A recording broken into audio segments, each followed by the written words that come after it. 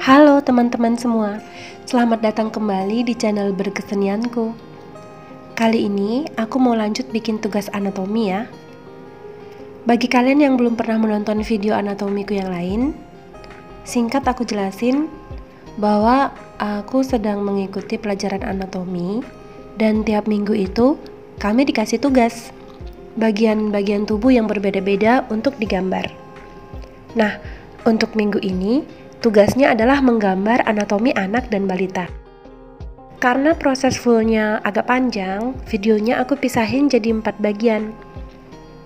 Video ini adalah bagian kedua, khususnya bagian kepala anak perempuan.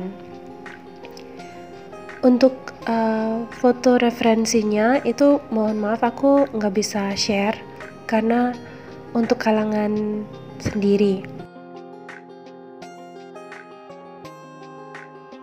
Nah, tadi di awal mungkin teman-teman sempat memperhatikan kalau aku buat garis-garis garis-garis guiding untuk membantu bikin itu karena masih proses belajar, jadi kita menggambar boleh dibantu dengan garis-garis. Nanti kalau sudah biasa, sudah hafal gitu tangannya, pakai feeling aja, pakai intuisi sendiri. Jadi nggak harus selalu bikin garis-garis kalau mau bikin wajah orang gitu. Nah, ternyata di sini kita bisa lihat bahwa proporsi kepala anak itu beda dengan dewasa ya teman-teman. Jadi bukan hanya ukurannya yang beda, tapi penempatan bagian wajah juga beda dengan orang dewasa. Kalau orang dewasa itu biasanya satu kepala dibagi menjadi 3, bagian atas untuk ubun-ubun dan jidat, bagian kedua untuk mata dan hidung, bagian ketiganya untuk mulut dan dagu. Kalau anak-anak itu dia dibagi menjadi 2 bagian aja. Di sini kalau kita belum paham, biasanya gambar kita jadinya kayak mukanya orang dewasa tapi di tubuh anak kecil. Jadi bukan anak kecil seperti pada umumnya gitu.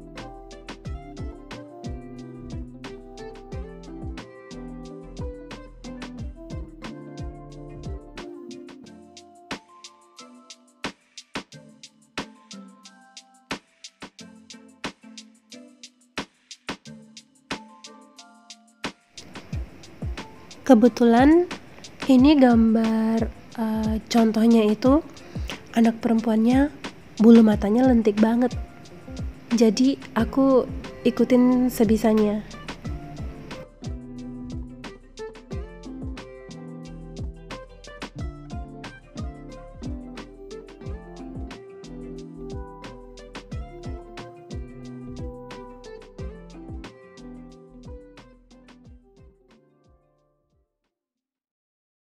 Nah, di sini aku agak kesulitan untuk membuat bagian pipi dan bibir karena dalam contohnya itu si anak perempuan ini kan lagi tersenyum lebar ya.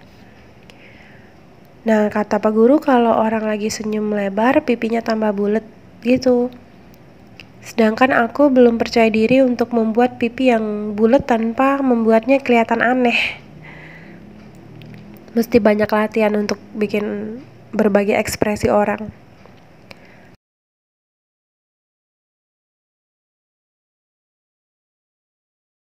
Kalau untuk penghapus, ini salah satu penghapus favoritku ya. Nanti aku bikin review terpisah. Jadi untuk penghapus aku pakai Tombow Mono Eraser.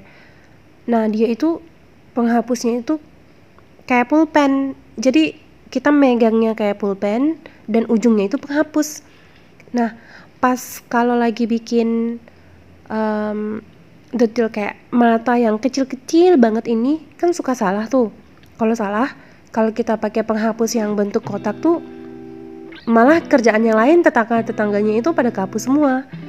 Nah, kalau pakai Tombow yang aku pakai ini size 2,3 mm ya. Dia itu kalau menghapus bisa lebih presisi, lebih tepat dia ngapusnya. Jadi bagian yang udah bener tidak ikut terhapus. Nah, untuk bagian dalam mulutnya itu aku itemin supaya bisa kasih kesan 3 dimensi.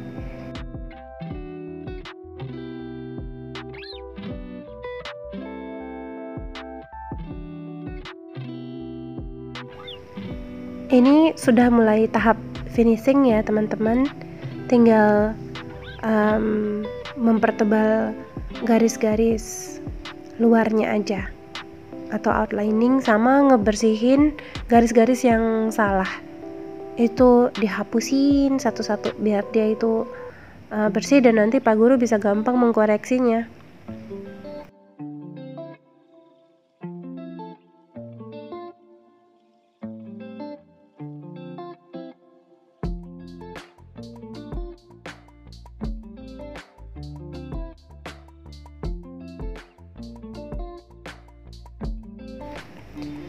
Dan ternyata di sini aku baru nyadar kalau aku salah taruh posisi hidung. Jadi hidung mesti dibuat ulang. Tapi ini biasa ya guys. Kita harus, begitu kita selesai bikin sketsa awal, kita ada tahap kedua yaitu mengecek itu udah bener apa belum. Dan yang ketiga kita harus lanjut mengkoreksinya. Jadi ya memang kayak gitu. Bikinnya bolak-balik, nggak apa-apa, yang penting semakin akurat.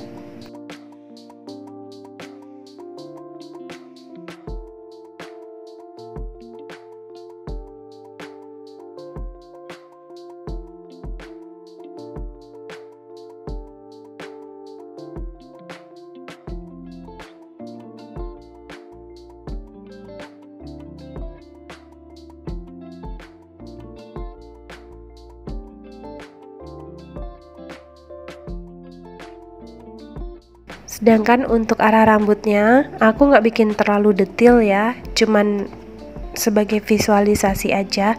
Jadi rambutnya itu mesti agak lumayan kelihatan juga bagian-bagian rambutnya itu kayak gimana.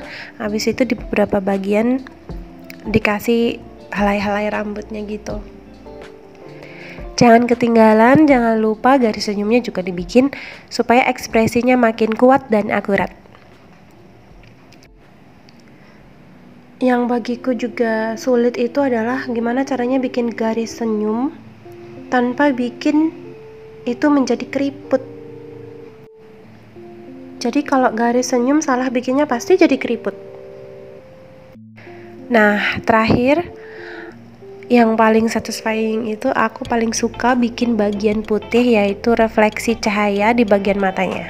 Itu yang bisa bikin mata tuh kelihatan hidup.